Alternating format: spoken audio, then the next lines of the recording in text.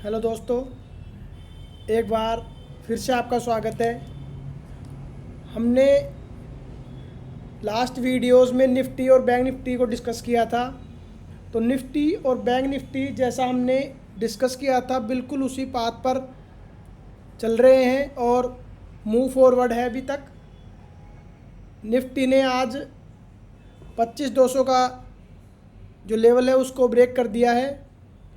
अब भविष्य में भी इसके आगे ऊपर जाने की संभावना है। और जैसा बैंक निफ्टी में हमने देखा था, बैंक निफ्टी में यहाँ ट्विज़र बॉटम था और यह मॉर्निंग स्टार नहीं था, लेकिन फिर भी ट्विज़र बॉटम के बेस पर हमने कहा था कि यह यहाँ से ऊपर जाने की संभावना है। और इसके बाद यह प्राइस गैप अप हुई है, यह ओपन लो है और आज फिर ओपन लो है। मतलब अब यहाँ बैंक निफ्टी में एक बहुत बड़ा मूव आने वाला है और वह भी शार्प। अब देखें तो यहाँ डिसेंडिंग चैनल का भी ब्रेकआउट आ गया है और आज जो कैंडल बनी है उसमें वॉल्यूम भी अच्छा खासा आया है, जो पिछली कैंडल के मुकाबले ज़्यादा है। इसका मतलब ये स्ट्रेंथ को दिखा रहा है। अब जैसा कि हमने कल मैसेज किया कि आज हम निफ्टी पीएसयू को डिस्कस करेंगे, तो मैं आपके साथ निफ्टी पीएसयू बैंक्स को डिस्कस करूंगा आज। तो सबसे पहले पीएसयू बैंक्स का चार्ट देखते हैं कि वो क्या कह रहा है। मैंने इसको डेली बेसिस पे किया है। डेली बेसिस पे देखने पर यह लग रहा है कि एक inverted head and shoulder head और शोल्डर, यह इन्वर्टेड हेड एंड शोल्डर बन रहा है। और अगर मैं इसको थोड़ा प्रिसाइज करता हूँ, कंसाइज करता हूँ वीकली बेसिस पर, तो ये ज़्यादा क्लियर नज़र आएगा आपको। इन्वर्टेड हेड एंड शोल्डर मैं आप बनाता हूँ।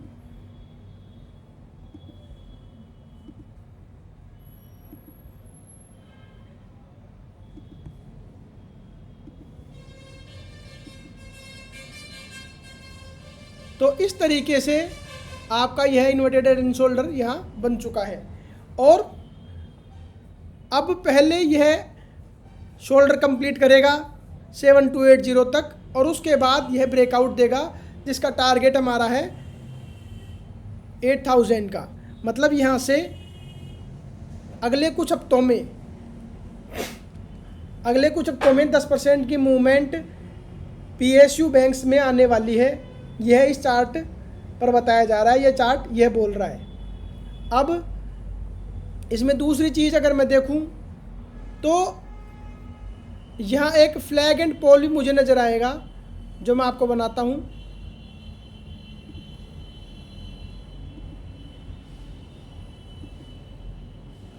यह हो गया आपका फ्लैग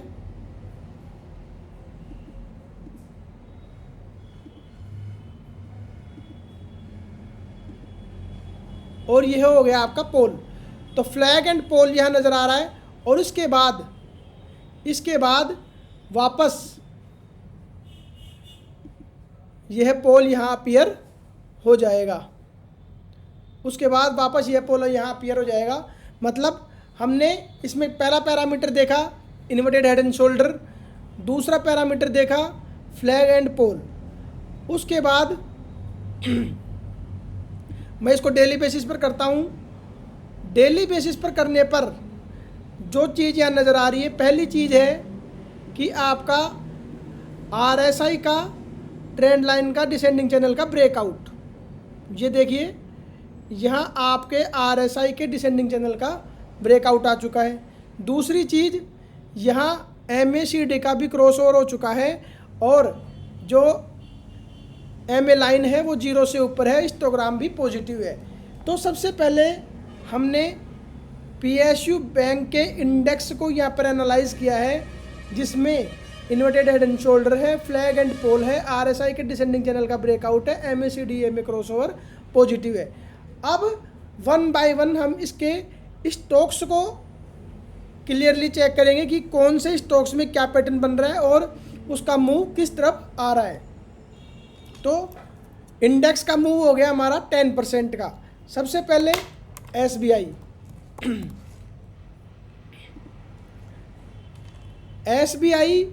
चूँकि इंडेक्स मूवर है पीएसयू बैंक्स का, इसलिए इसका जो चार्ट बन रहा है, आपको मैं पीएसयू बैंक के चार्ट में एक चीज़ और दिखाता हूँ।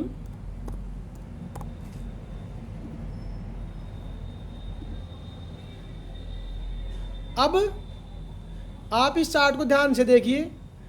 इस चार्ट में नवंबर 2010 के बाद, नवंबर 2010 के बाद इसका ब्रेकआउट आया है अक्टूबर 2023, यानी कि ऑलमोस्ट 13 ईयर्स का ब्रेकआउट। 13 ईयर का ब्रेकआउट आया, उसको वापस रिटेस्ट किया, यानी पहले ऊपर जाना था लेकिन रिटेस्ट किया, अब यह वापस उसकी पाथ की तरफ जा रहा है। और अगर मैं यहाँ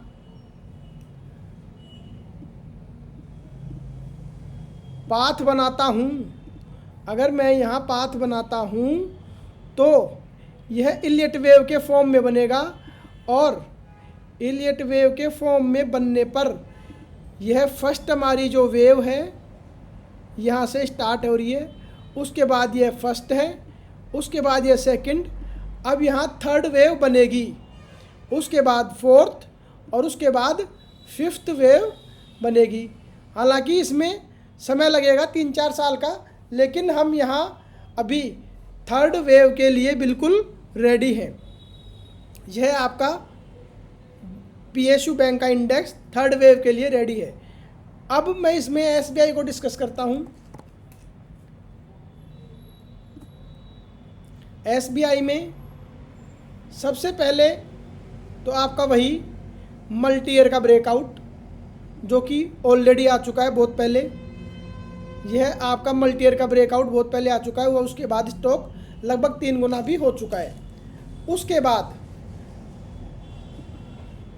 डेली बेसिस पर, उसके बाद मैं इसको डेली बेसिस पर करता हूँ, तो डेली बेसिस पर देखने पे पा रहा हूँ कि यहाँ एक डिसेंडिंग चैनल का ब्रेकआउट है, डिसेंडिंग चैनल का ब्रेकआउट है, और उसके बाद डबल बॉटम भी यहाँ बन चुका है, डब्ल्यू का फॉर्मेट ही बन चुका है, जो कि ब्रेकआउट देने के लिए बिल्कुल रेडी है, बिल्कुल रेडी है। किसी भी समय स्टेट बैंक का ब्रेकआउट आ सकता है, चाहे वो कल ही क्यों ना हो जाए, 17 सितंबर को ही इसका ब्रेकआउट क्यों ना आ जाए।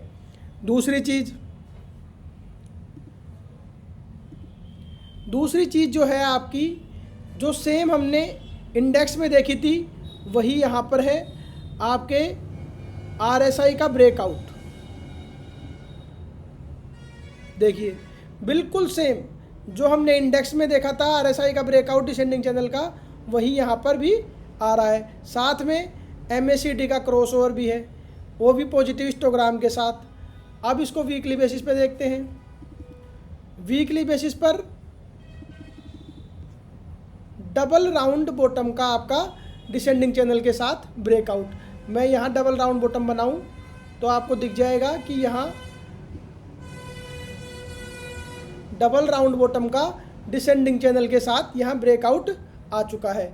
और अगर मैं यहाँ पाथ बनाऊँगा पोल एंड फ्लैग का, वो सेम पाथ यहाँ पर बन जाएगा। मतलब इसका आने वाले कुछ दिनों में, आने वाले कुछ वीक्स में इसका टारगेट 925 है, 925 है, और स्टॉप लॉस इसका शॉर्ट टर्म के लिए रहेगा 779। तो हमने वीकली बेसिस पे देखा ब्रेकआउट आ गया, आरएसआई का ब्रेकआउट आ गया, एमएसीडी का क्रॉसओवर हो गया, वॉल्यूम इंक्रीज हो गई, डिसेंडिंग चैनल का ब्रेकआउट आ गया, डबल बॉटम बन गया, मल्टी ईयर का ब्रेकआउट आ गया। तो एसबीआई के जो पैरामीटर हमने देखे उन सब में यह इंडेक्स को ही फॉलो कर रहा है, मतलब इंडेक्स का चार्ट इसी से बन रहा है। अब हम नेक्स्ट चार्ट पर आते हैं, पीएनबी।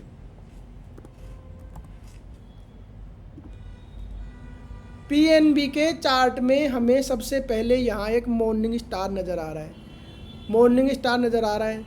दूसरी चीज़, इसको वीकली बेसिस पे करूँ, डेली बेसिस पे डिसेंडिंग चैनल का ब्रेकआउट है, यहाँ कैंडल गैप अप है, उसके बाद दोबारा candle open is equals to low है, मतलब यहाँ भी एक अच्छा साइन है जो कि एंट्री करने के लिए बन रहा है। तीसरी चीज़, यह अपने पाथ को फॉलो कर रहा है, 135 इसका टारगेट है, और जब यह पाथ को फॉलो कर लेगा 135 तक, तब यहाँ एक राउंड बॉटम कंप्लीट हो जाएगा। आपका यह राउंड बॉटम कंप्लीट हो जाएगा। तो चीज़ें बिल्कुल आसान हैं जो हमें यहाँ नज़र आ रही है। चार्ट बिल्कुल उसी चीज़ को फॉलो करता है जो हमें दिख रहा है। और अब इसको मैं मंथली बेसिस पर करता हूँ। तो मंथली बेसिस पर यहाँ एक ये बड़ा सा कप है और इसका ये छोटा सा हैंडल, इस कप के साथ ये हैंडल बनेगा। उसके बाद इस डिसेंडिंग चैनल का ब्रेकआउट आएगा। यहाँ कंप्लीट होने के बाद इस डिसेंडिंग चैनल का ब्रेकआउट आएगा। इसमें अभी समय है। लेकिन अब नेक्स्ट चार्ट को हम डिस्कस करते हैं। कैनरा बैंक, आपके पीएनबी का जो शॉर्ट टर्म का टारगेट है वो है 137, उसके बाद आपका टारगेट रहेगा 158 और स्टॉप लॉस आपका रहेगा 98। अब देखते हैं कैनरा बैंक।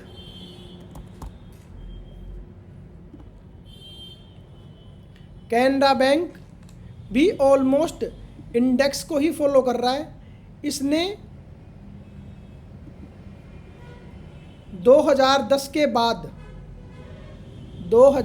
के बाद हाई बनाने की कोशिश की है। यहाँ 2024 में इसका हाई है 121 और 2010 में है 123। मतलब इसका हाई बनाने से थोड़ा सा यह चूक गया, लेकिन अब यह वापस उसी रास्ते पर जा रहा है और यहाँ ब्रेकआउट देने की कगार पर खड़ा हुआ है। अगर मैं इसको बनाऊं तो यहाँ एक बड़ा कप और एक उसके साथ छोटा हैंडल बनेगा। यह यहाँ बड़ा कप बनेगा और उसके बाद यहाँ यह छोटा हैंडल और उसके बाद कप और हैंडल का ब्रेकआउट आ जाएगा। अब वीकली बेसिस पे देखते हैं तो यह इस पाथ को फॉलो कर रहा है, इस पाथ को फॉलो कर रहा है। और अगर मैं छोटे फॉर्मेट में देखूँ इसको वीकली बेसिस पर, तो यहाँ यह भी एक कप और हैंडल का फॉर्मेट यहाँ बना रहा है। यह हो गया इसका कप और यह हो गया छोटा हैंडल। तो यह कप और हैंडल का फॉर्मेट भी बना रहा है वीकली बेसिस पर। यह ऑल टाइम हाई जाने के लिए बिल्कुल रेडी है। अब इसको मैं डेली बेसिस पर देखता हूँ। डेली बेसिस में भी आपको सेम नज़र आएगा, वही आपके RSI का ब्रेकआउट, MACD क्रॉसओवर और यहाँ मॉर्निंग स्टार। तो सारी चीज़ें इस स्टॉक के फेवर में है, जिसका शॉर्ट टर्म का टारगेट है 123। उसके बाद इसका ब्रेकआउट स्टार्ट हो जाएगा। अब हम इसमें क्वार्टरली बेसिस पर देखते हैं।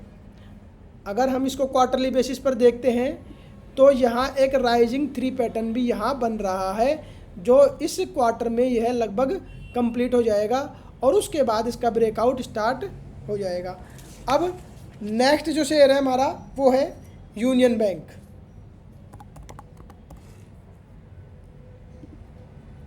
यूनियन बैंक में हम आते हैं। सबसे पहले मैं इसको वीकली बेसिस पर करता हूँ। वीकली बेसिस पर देखने पर यह आ रहा है हमारा 3 ड्राइवर्स पैटर्न। 3 ड्राइवर्स पैटर्न में इसका जो टारगेट है वो है 153, यानी अभी कुछ वीक्स में इसका टारगेट आ जाएगा हमारा 153। और यहाँ एक 3 इनसाइड अप जैसी कैंडल भी मालूम पड़ रही है, जो कि एक पॉजिटिव साइन है। डेली बेसिस पर देखेंगे तो यहाँ एक टसू की कैंडल है, उसके बाद यह डिसेंडिंग चैनल को भी इसने ब्रेक कर दिया है। डिसेंडिंग चैनल को भी इसने ब्रेक कर दिया है।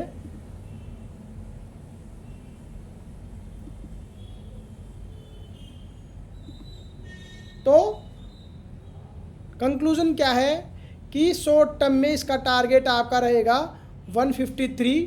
और अभी तो मैं इसको वीकली बेसिस पर देख रहा हूँ। वीकली बेसिस, मंथली बेसिस पर एक बहुत बड़ा कप और उसके साथ छोटा हैंडल। तो सारे चार्ट लगभग सेम हैं, क्योंकि इंडेक्स का चार्ट वही है। अब अगर आप इनके फंडामेंटल्स देखने जाएंगे तो सारी कंपनियों के फंडामेंटल बिल्कुल अलग मिलेंगे। एक भी कंपनी का फंडामेंटल आपको सेम नहीं मिलेगा। SBI का PE आपको ज़्यादा मिलेगा, हो सकता है कैनरा बैंक का PE आपको कम मिले। SBI की सबसे ज़्यादा ब्रांचेज है, यूनियन बैंक की हो सकता है सबसे कम ब्रांचेज हो। अब हम डिस्कस करते हैं bank of India.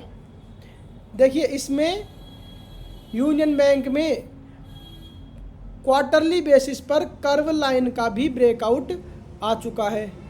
Quarterly basis पर कर्व लाइन का भी ब्रेकआउट आ चुका है, मतलब अब यहाँ यह स्पीड पकड़ेगा और उसके बाद धीरे धीरे 200 का टारगेट भी हिट करेगा। उसके बाद नेक्स्ट 250 और 280 तक का टारगेट यह कुछ वर्षों में आ जाएगा। और जब यह टारगेट कंप्लीट होगा तो हम देख पाएंगे कि हम यहाँ देख पाएंगे कि यह एक बड़ा राउंड बॉटम कंप्लीट करने की दिशा में आगे बढ़ रहा है। बड़ा राउंड बॉटम कंप्लीट करने की दिशा में आगे बढ़ रहा है, जिसमें हमारी यहाँ एंट्री हो चुकी है। यहाँ एंट्री हो चुकी है जो कुछ वर्षों में इसको पूरा कर देगा। अब आते हैं बैंक ऑफ इंडिया।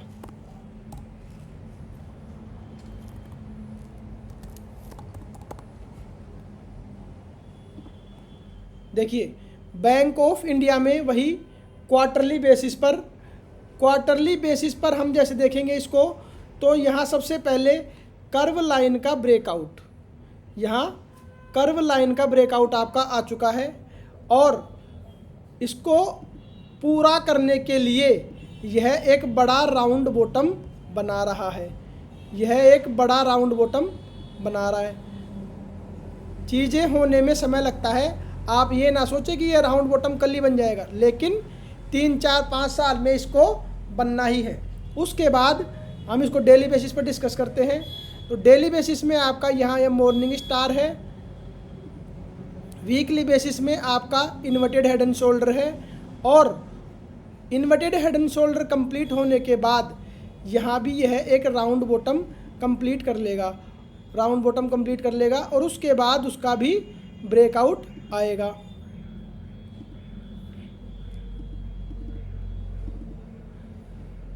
अब डेली बेसिस में इसका भी वही RSI के डिसेंडिंग चैनल का ब्रेकआउट और MACD का क्रॉसओवर। तो हमने अभी तक जितने भी चार्ट यहाँ डिस्कस किए हैं, चाहे वो कैनरा बैंक हो, चाहे वो स्टेट बैंक हो, चाहे वो यूनियन बैंक हो, चाहे वो बैंक ऑफ इंडिया हो, ये सारे, या चाहे PNB हो, ये सारे एक ही पैटर्न पर काम कर रहे हैं और सब में ही लगभग एक सा पैटर्न बन रहा है जो निफ्टी PSU का है। तो निफ्टी PSU अगले कुछ वीक में 10% की मूवमेंट देने वाला है या दे सकता है और जिसका प्रभाव कल से ही दिखना शुरू हो जाएगा। इनमें हमने inverted head and shoulder, pole and flag, RSI का आपके डिसेंडिंग चैनल का ब्रेकआउट, ये सारी चीज़ें हमने यहाँ देखी हैं और इनके टारगेट और स्टॉप लॉस भी देखे हैं। बैंक निफ्टी का चार्ट हम पहले डिस्कस कर चुके हैं और निफ्टी जिस चार्ट को हम डिस्कस कर चुके हैं उसी दिशा में आगे बढ़ रहा है। एक बार हम आपको निफ्टी का यहाँ फिर से दिखाते हैं कि निफ्टी कप और हैंडल का फॉर्मेट कंप्लीट करने वाला है, जो यहाँ W के फॉर्म में भी होगा और उसके बाद यह डिसेंडिंग चैनल का ब्रेकआउट आएगा और यह अपने पाथ की तरफ आगे बढ़ जाएगा।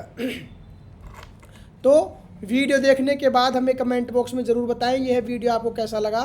अपने दोस्तों के साथ शेयर करना ना भूलें और बेल आइकन को दबा लें ताकि आपके पास इंस्टेंट नोटिफिकेशन आ जाए। जो भी वीडियो हम यहाँ अपलोड करेंगे उसके लिए आपके पास इंस्टेंट नोटिफिकेशन आ जाए।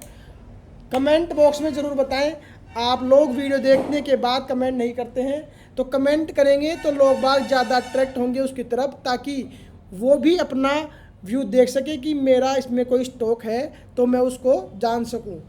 आज के लिए इतना ही, कल हम दूसरी थीम पर आपके लिए नई वीडियो बनाएंगे। तब तक के लिए धन्यवाद, थैंक यू।